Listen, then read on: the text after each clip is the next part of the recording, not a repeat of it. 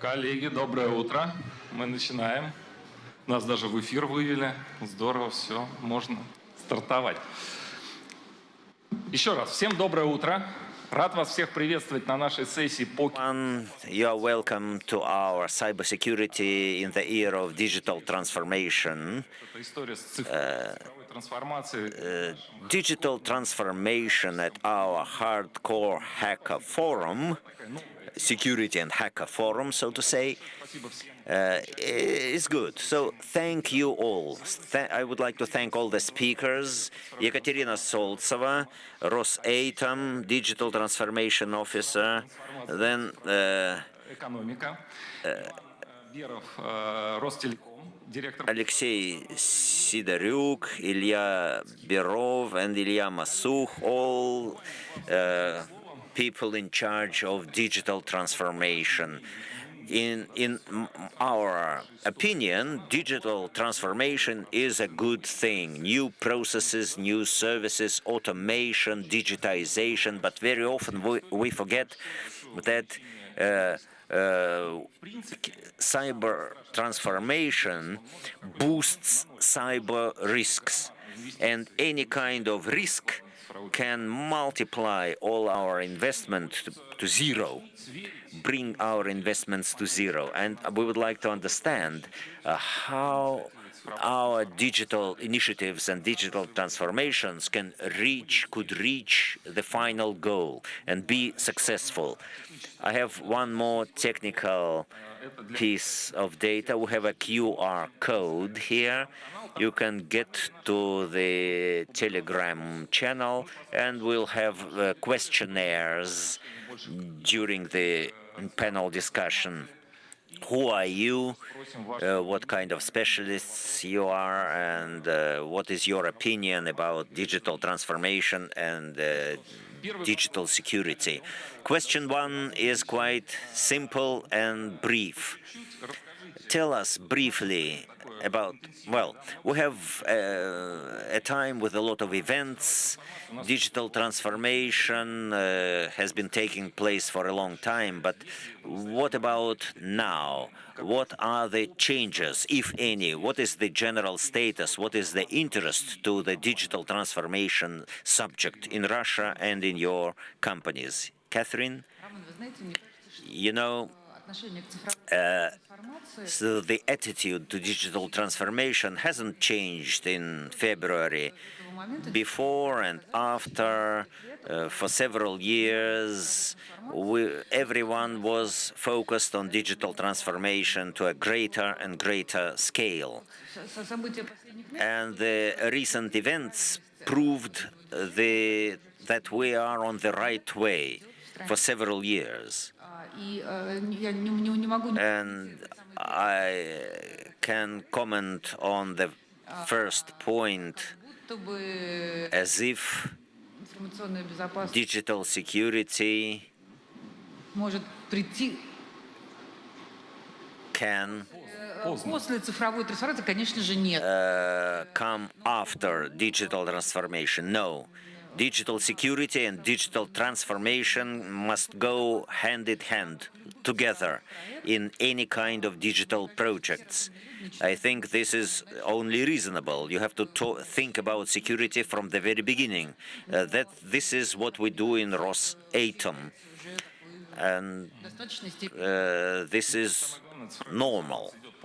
Digital transformation is underway, no one denies that, and the security is included. It's very strange even to imagine that it can be eliminated. There were some hypotheses and attempts. I don't remember any of them. They were somewhere else, in a different world. In my world, I didn't notice any of them. In the last 2 years, when we worked online, digital tools became more and more popular. Alexei, next question will be to you, the big question. But now, please tell me briefly, what is your opinion about the general dynamics of digital transformation? I can only support Ekaterina because the process of digital transformation cannot be stopped. The focus might change because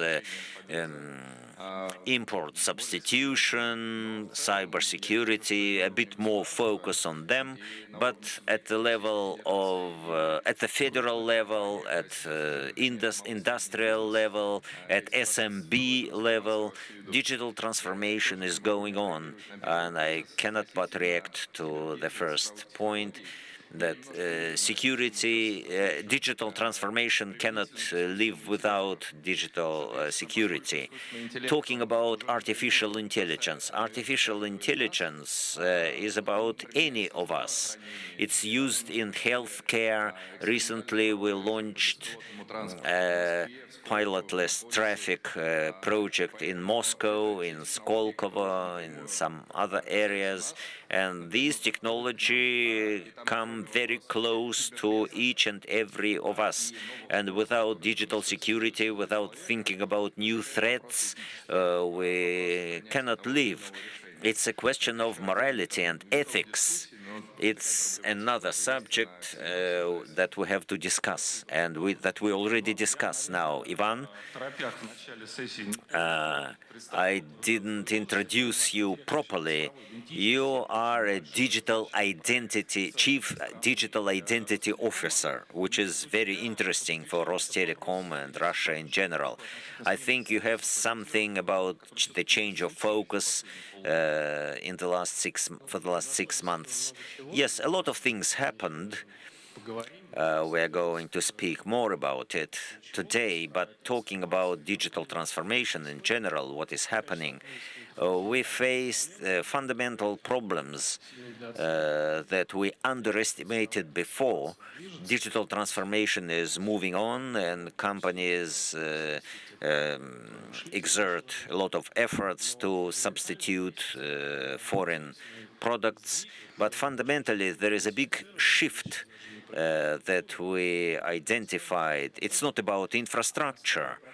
It's yesterday many people were sent to learn Python, but now we train them in analytics, in products, in customer experience, in new product generation, new customer ways, customer journeys. It's a lot of things. I can talk about it for hours, but the shift has taken place, and many people try to change their professional status. It's a blue ocean in front of us, despite all the problems that we face. It's a time for new opportunities, new digital transformation. Anyway, to continue, we see that at the business level, we see changes, and at the government level, we discuss a lot of things that were not quite important before. Digital passport, sovereign internet, user data security, personal data security, meta universe. This is what we discuss now, and it's very interesting. What has happened became a catalyst for those subjects. They are not paper documents, they are real problems for us now. Ilya, you are head of the Center of Competence now. Strategies have already been written. What about you? What has changed? Thank you. Yes, I am head of Import Substitution Center of Influence, Center of Competence that was set up by the presidential decree in 2015-2016. And we realized that digital transformation has to become part of the business core in Russia. In companies, government agencies, digitization started. Without digital technologies, you cannot operate at all. And at that time, many people believed that I was an old timer, but I said if we change the paradigm, we have to focus on local, Russian-based products and services, because anything can happen, and it really happens. It's not yet happened until the end. There is something else to follow. There haven't been any really destructive steps made. At a certain point, we got all the security certificates for the system that says we work with hackers, internal extruders, but vendor activities were excluded. There was a disclaimer. We protect against internal intruders, external cyber criminals, not about vendor activities, if any. And the companies that generated their strategies focused on Russian-based technologies. 70% Russian, 30% non-Russian, that was the target. But now the situation has changed, and we have to review those figures and tiers. And the target is to exclude inappropriate damage. Unacceptable damage should be eliminated. And we saw attempts to incur such damage in the last 2 to 3 months. So you have a lot of work to do, a lot more work to do. Of course, we didn't expect such events, but those events took place actually, unfortunately, and we have to react. Yes, let me add. So we didn't have any illusions from 2014 on, but in general, if we look at the Russian history, Russia was without sanctions for 2 weeks in its modern history. Unfriendly actions were expected, and import substitution trend didn't start yesterday or on February 24. It started in 2014. When we talk about digital transformation, we notice that transformation is continuously transforming. We are changing our digital transformation document. The general targets are the same, but the ways to those targets are changed from time to time. And this is not a negative trend, actually. For example, we corrected our digital strategy when we signed agreement with the government to develop quantum calculations and development of new manufacturing technologies. Digital economy, this is the area that we interact quite closely. And our target was fixed in 2017 with the government, Rosatom and Rostec, to ensure independence of manufacturing software, OT software, operational technologies. And every year, digitization subject is amended, and this is only normal. It has to change. 2 years ago, the pandemic generated some changes. Now there is some other factor that should remain nameless that forces us to do that. Sergey, now you promised a big picture. Please switch on the presentation. And in the chat, there are questions that you have to answer. Let me try to tell you what happens at the government level, what happens about digital transformation. Our organization is a business partner of the government in the national program area. I'll tell you about the 3 packages that were introduced and how they work. The digital transformation as a notion was first introduced in 2020 by the president, and the targets were fixed to 2030. There are 4 areas: digital maturity of key industries and social areas. 97% of households have to be connected to broadband internet access. 95% of socially important services must be digitized, and investment in local digital technologies should be increased by 4 times. Digital economy is a national program which has to be completed by 2014, and it creates a basis for digital transformation. It's development of new digital technologies, regulatory base, artificial intelligence, data security, and digitization of government services. Besides,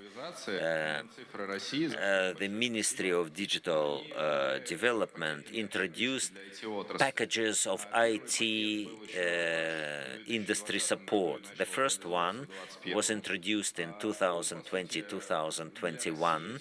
For Russia, it created exclusive conditions. They resemble offshore, when tax payments were reduced, income tax was reduced, and VAT was eliminated. But not for all the companies, only for those which 90% of revenues generate from selling software licenses. Second package, with a lot of market players, 200 companies. It hasn't been completed. It's in the process of completion, but I think we have significant progress here. Rosatom is part of the process, Rostelecom, Sber, and other big companies. The roadmap was signed in 2021 in September, and it's actively implemented in 20 areas. The emergency measures are well known because every day they are discussed in mass media. Most of the areas are already implemented. In some areas, we still negotiate with the Ministry of Finance. In addition to those measures, which include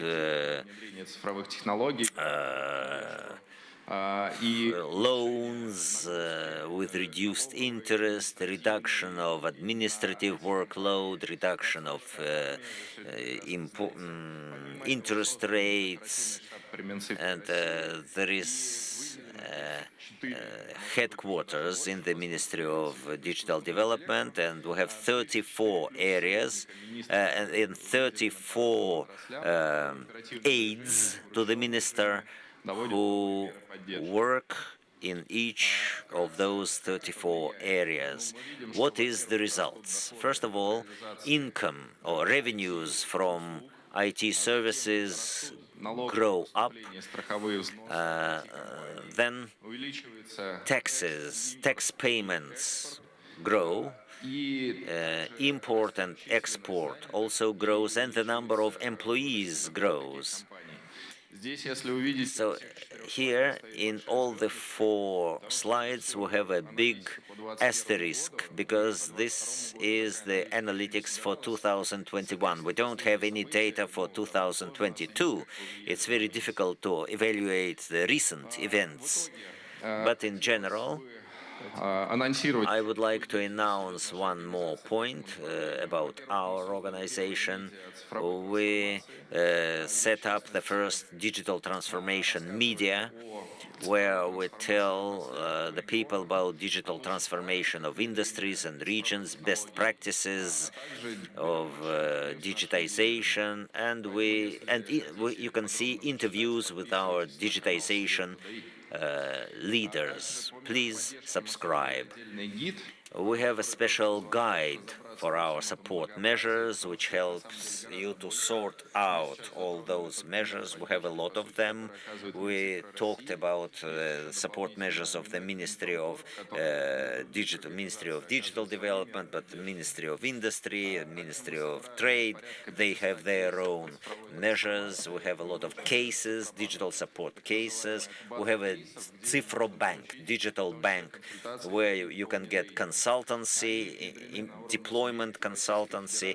They operate at the level of subjects of the Russian Federation, at the governor of the Russian regions level. Then we have a book from Thomas Siebel about digital transformation. We translated it and published it, and we have a manual which helps you to find appropriate information and learn whatever you have to learn. That's all I wanted to say. Good. Now I see a lot of things about digital security and how to survive in the era of digital transformation. So we looked at the support measures. Would you like to add anything, or shall we dwell on it later? In principle, the events from February on were quite dynamic in terms of industry support. The government turned to the companies, their employees, towards new startups with certain benefits and decrees. Talking about digital security, there were two presidential decrees, one about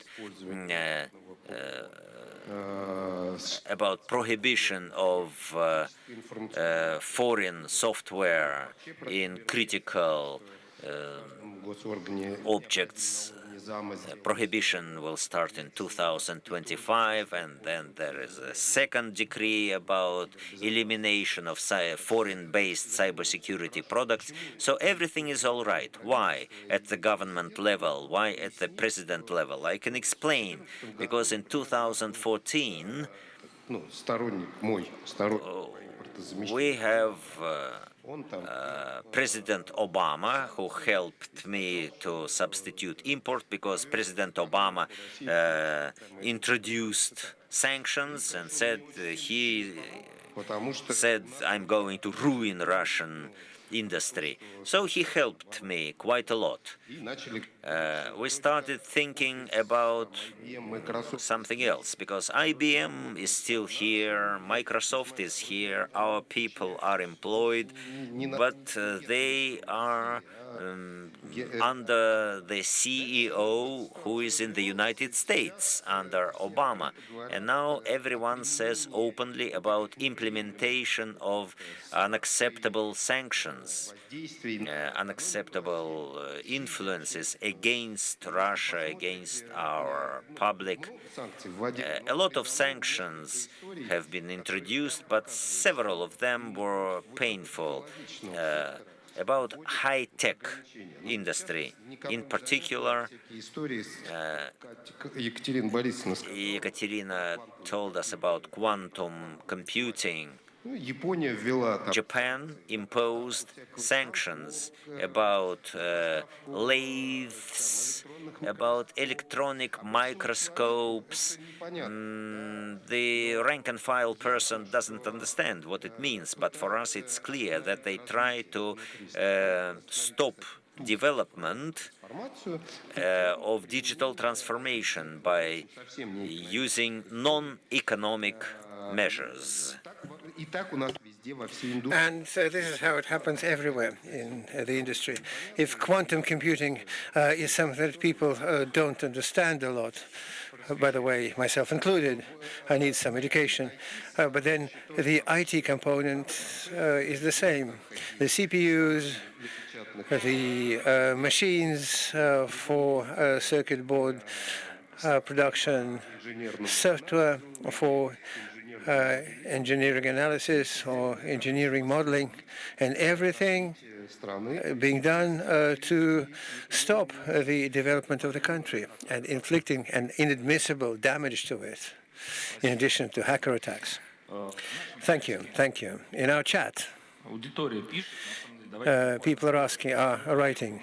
Well, firstly, it's no surprise that most people here are information security professionals, which is quite good because not always information security people are getting to digital transformation, whereas we all know that digital transformation is sure to get to them.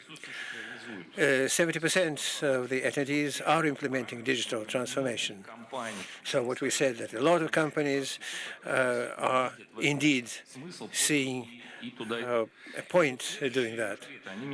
And the next answers make me a bit wary. So is cybersecurity included in digital transformation? Less than 60% say yes. 24% say no. And I'd like to note that those who are saying no, they don't have digital transformation. Do you think so? Yes, indeed. It's very strange. Well, according to all recommendations, security should be included. It's the same as to say, so we don't use computers anymore. So for me, it looks about the same. Another thing is that, look, cybersecurity is being built differently. On the one hand, they can build a fence and just say that we do have cybersecurity. Here, for instance, using the example of all these models that are being run in PhD, we see that fences can be broken through. So cybersecurity and digital transformation should be integrated into the core, into the essence of the business logic of the applications and systems themselves, not just a fence.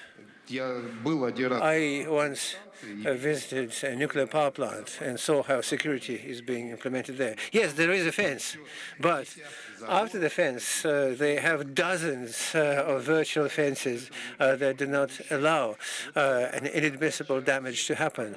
So the task for all companies is not just to build cybersecurity through installing some firewalls or antiviruses or CMs and so on, but so that inside the systems, the protection and security measures should be included, both from destructive external influences and internal attacks.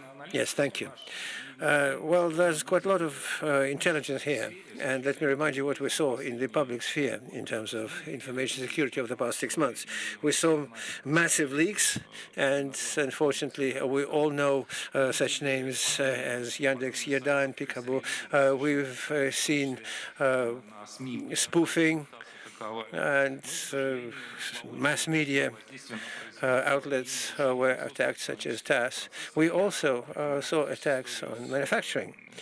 I remember a story about Selyatina and the measurement of temperature in the refrigerators. According to our statistic, it can be seen that there's a growth in attacks. It's not such a big growth, but where we saw a big growth is that 70% of attacks became targeted.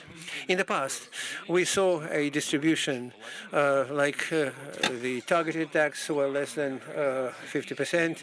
There was a broad front with private individuals, companies. Now 70 attacks are clearly targeted, and the purpose is either to steal the data or disrupt the operation. What else? The techniques are quite standard. The hacking, the breaking through, the ransomware is in the top, as usual, but there are also cleaners. if after the ransomware something could be restored, but the cleaners just delete all the data and don't allow it to be restored. Let me remind you, after all, among all these new threats, there's also a positive aspect that we've noticed. As part of the information security project, there was a separate track about phone fraud, and the size of phone fraud grew down 10 times after the events. It was clear where these phone calls were coming from. It is. So it looks like they switched to more substantial assets. Colleagues, we've discussed, and I think it's obvious that cyber security should be part of digital transformation, forming its warp and weft. I think, Ilya, you have experience implementing not just a digital transformation, but implementing large-scale digital initiatives that have cyber security technology included, let's say biometrics. Biometrics, basically, it's a security technology. Can you talk about that? What activities are happening and where cybersecurity and digital transformation is playing the biggest role? Yes, indeed, we have a big initiative. We call it a digital identity. The purpose of this identity is to assure a complete ability of an individual or an organization to be a legal agent. It has a lot of technologies, digital signature, technologies to process big data, and so on and so forth. So taken together, these technologies have already got a status of digital passport today, and these technologies can be used to receive services through the internet. But where the internet is present, where digital technologies are present, a lot of threats are coming into the bargain.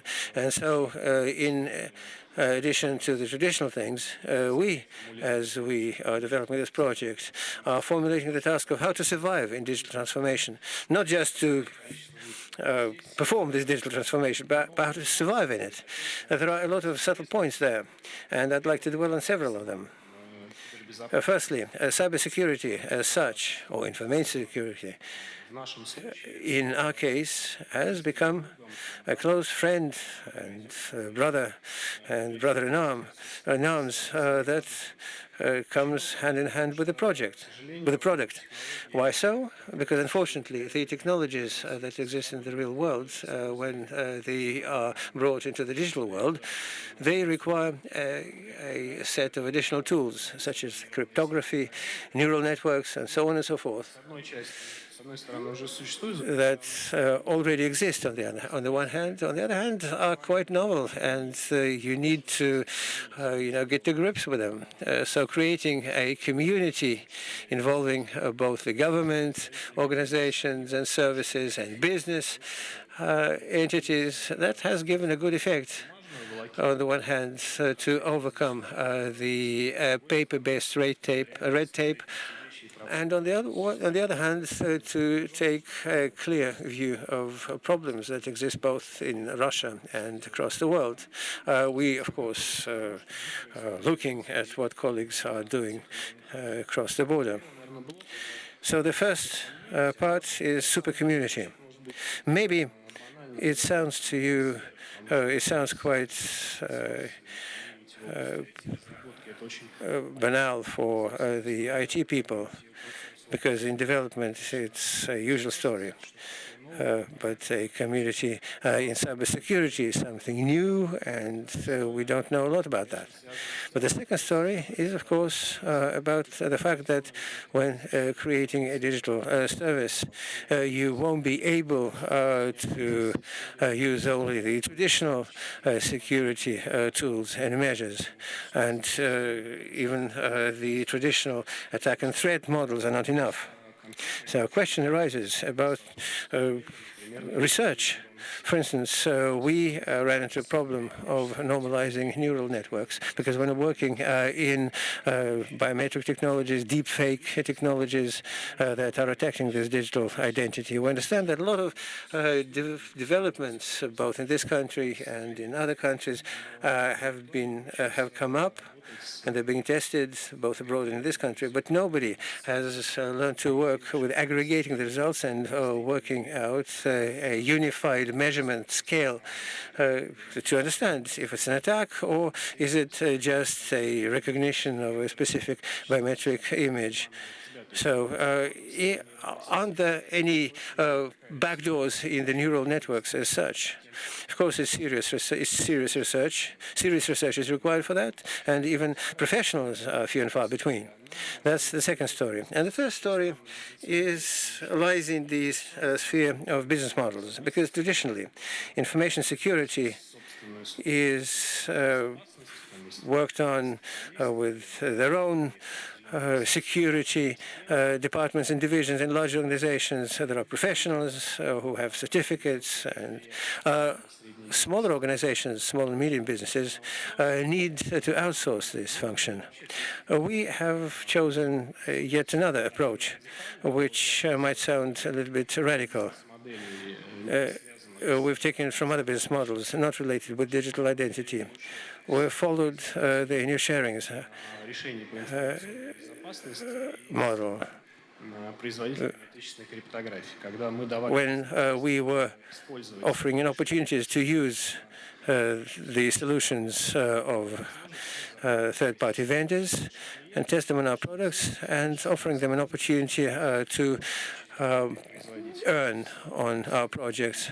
So taken together, these three approaches gave very good synergy. On the one hand, we improved our own proficiency in information security. On the other hand, we gave an opportunity to vendors, not only large ones, but also small ones, to have their products and solutions tested and gain access to the capital that will help them continue their R&D.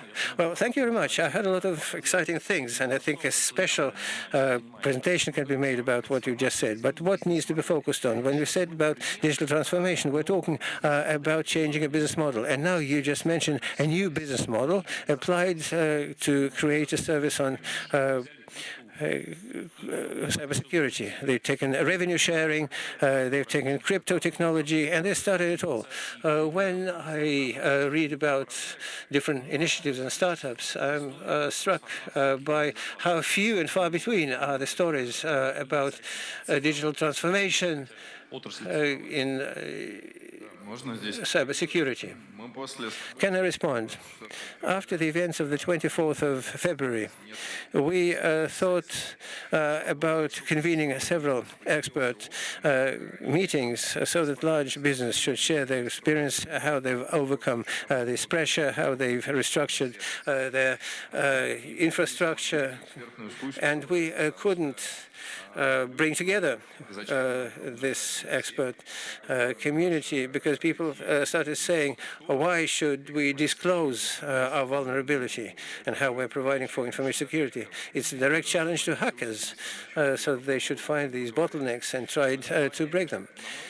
So in this sense, I think it's even good that not everything about cybersecurity is publicly available. This discussion is not always public, but nevertheless, it doesn't mean that the new technologies are not being developed. It can be seen by what kind of discussions are being conducted in closed working groups on information security, and also what's presented here at the exhibition. We see a lot of new solutions.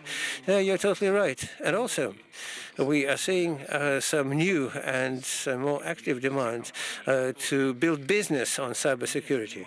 So companies who didn't used to do cybersecurity as a business are now showing a serious interest in order to build a business like that, to create some added value for themselves and also for the market commercially.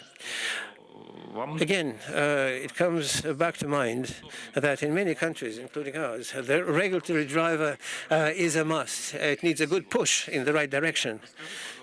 Ilya Can you enlighten us on the regulations? Is anything happening to overcome these challenges? Of course, it's always lagging behind. It's always lagging behind here. It's not too bad. Well, maybe, but for digital transformation, new directives and methodology recommendations are going to be published shortly. As I said, for cybersecurity, the focus is to make leaders of companies personally responsible. And by the way, in other countries, it produces effect. The regulatory environment is, of course, one thing, but it's also important that your own conscience gets changed, because digital transformation is not going to happen without people who are going to perform it. And I'm hoping that in the past 5 years, so we've been able to break the mentality to use, shrink-wrapped Western systems, also consulting patterns, how transformation should be done, and so on and so forth. In addition to IT, I used to work with aviation, and aviation is a sphere that people are talking a lot about. I can tell you that in aviation, in military aviation, the biggest secret is not really about the structure of the airframe or the engines or even the military applications. The biggest secret is the system to discern friend or foe system. That if you take the Soviet time, a guy once went to Japan on MiG-25. It was quite a good aircraft. So people here got scared not because technologies would be stolen, but that this was a military aircraft that had this friend or foe system. Now, if you see that some aircrafts are falling from aircraft carriers, they would, extract them from the depths of up to 3,000 meters, not because they're afraid of losing the aircraft, but because they don't want to have their friend or foe system compromised. So, because that will break the entire security environment. In cybersecurity, there are similar systems, and one has to understand. Large companies have to understand that if it's not a Russian vendor, then the trust to them should not be too high, because they're using their own friend or foe system. And no hackers are needed for them to produce a destructive effect. So this capability is there by default in the system. So therefore, the task for us is not to hope on foreign solutions. So it's not an option to use a foreign system, either in cybersecurity or in core systems. They're all very vulnerable at this day and age. Let me add a few things about friend or foe. Friend or foe, this approach has a peculiarity. You remember a children's fairy tale? So our mother has come home to bring some milk, but actually that was a wolf in mother's dress. So this is one story, but another story is about educating your own employees, talking about the recent trends, what has indeed changed in the attitude to cybersecurity. Of course, it's about getting not only security professionals involved, but also representatives of other business areas. In particular, number ones, top executives. We already have a lot of examples where the top executives of the companies are getting involved in solving the tasks affecting the business, not in terms of which firewall to install or which AV system is installed, but what exactly needs to be protected in the first place from the business perspective. It's also about building up the output of security professionals. It's about including regulations that will help protecting ourselves from an attack. Also, I'd like to add another trend about regulations. It's about deregulation for certain niches to implement AI technologies. These are called experimental legal modes, so-called, that are applied to driverless vehicles, to telemedicine. So this is about providing digital technologies a way to be implemented on a fast track by allowing certain legal regulations not to be applied to them. So once this is allowed, then for 4 or 6 months, these requirements can be lifted, allowing the technologies to be tried and tested in real life much faster. Well, thank you. I have indeed been caught up by the story about using the friend or foe concept in information security, because this is exactly what we need to understand in the first place. So what's happening by a legit user, or what's happening by an unauthorized individual, so that we could respond in time before any unwanted damage is inflicted. So, colleagues, I am eager to continue discussions. We had questions about economics, profitability. I think we're going to come back. These are great topics, but we're kind of short on time. So I'd like to ask you one question. So we're living in the world that we have.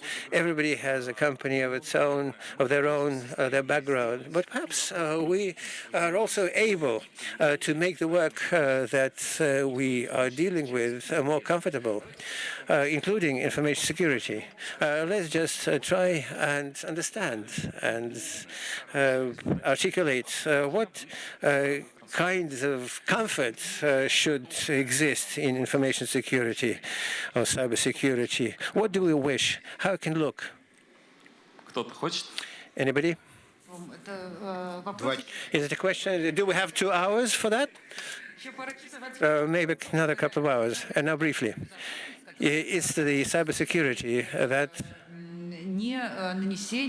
provides for not inflicting any damage, be it economic or political or reputational, to the company. And I would not even fear to mention the state, because inflicting even a reputational damage to the state will recoil to affect all companies. I would also include the inaction that can also bring about the damage. Yes, but what we're saying, what should cybersecurity be like? It should protect us from actions or inability to act, inflicting a damage. I think it's too general a question to give a specific answer. I would focus once again the digital technologies, the artificial intelligence, on the one hand, bringing new risks and threats. On the other hand, they open new opportunities. So as for me, I don't think that there's any technology that's going to be rolled out in Russia that could be replicated, allowed to be replicated without reviewing its security. So once a technology goes to the pilot phase, so it's more often than not that at this phase the threat model is being reviewed, And I think it's very important that this dialogue should start as early as possible, so that by the time that the technology is deployed, specific requirements should be determined or defined. So, or on the other hand, so the cybersecurity should be flexible and agile. So, understanding that maybe the object of protection is not yet there, but we have tools to protect them. Yes, this is exactly how it happened with digital technology and artificial intelligence. The old model where we use the fence around to protect everything, it doesn't work anymore because AI produces new synthetic data. It's the result of work can also be a new object that we have not yet known. So in this sense, information security should shift to be more agile, more flexible, to be able to address risks, new risks. Well, judging by what you mentioned, talking about statistics, this is the essence of cybersecurity. Well, frankly, after all the interventions here, cybersecurity and everything, at least what I've been dealing with as part of my work. I have a mathematics background, a lot of experience in programming. So it's all about the logic of thinking, about mathematics, about the understanding of the nature of information technologies, what's in the basis of it. So my generation, well, maybe I look young, but in fact I'm quite old. So in my generation, when we went to universities, most people wanted to become an economist or a lawyer, but quite few people, well, actually, very few people went to become a mathematician.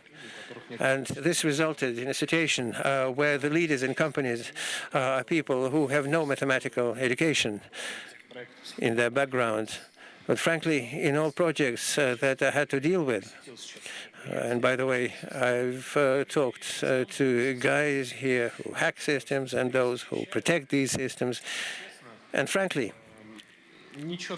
I haven't found anything super secret in what they are doing, what the methods that you're using.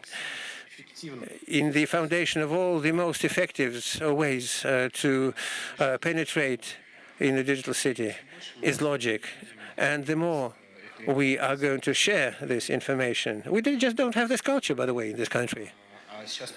Now, the problem goes way beyond a separate company. It goes to the scale of the whole country. So the more prepared we are to share, the cooler we're going to get. And the last analogy, a lot used to be said about fintech, saying that we have central bank, it exerts a lot of efforts to build fintech. But with fintech, there's a problem. It's the problem of very low financial and partly digital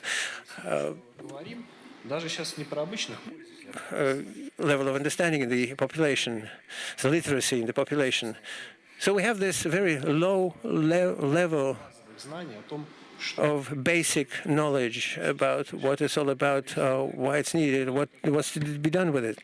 If we pay attention to this, this share will go up. Безопасность, и вот кибербезопасность новая, должна быть, конечно, отечественная в своей базе, а не в оболочке внешней. Да?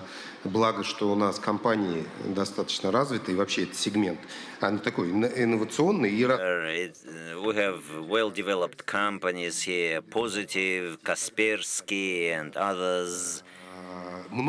So a lot of companies who deal with security. Second important point is security should be invisible for end users. And third, it should be convenient for end users, because you can set up such security that no one will use the product, but it will be 100% secure. We're talking about digital transformation, and digital becomes core of the company's business. либо вызывать interaction with customers, population. You can make absolutely secure interaction, but no one will use it. Ну, конечно, первый пункт — это So point one should be clear. It should be local, locally based, locally generated, in its basis, not on the surface, but deeply inside. вокруг сидят 50 It could be IBM inside and on top Russian shell. We have such examples. So it should be Russian on top and Russian inside, in the core. Thank you, colleagues. We need more time, of course. I'm not going to summarize because I sent the summary to the chat. The questions were interesting, the answers even more interesting. We're going to take them into consideration. I would like to thank you all, and I wish you to continue your productive operations. Thank you.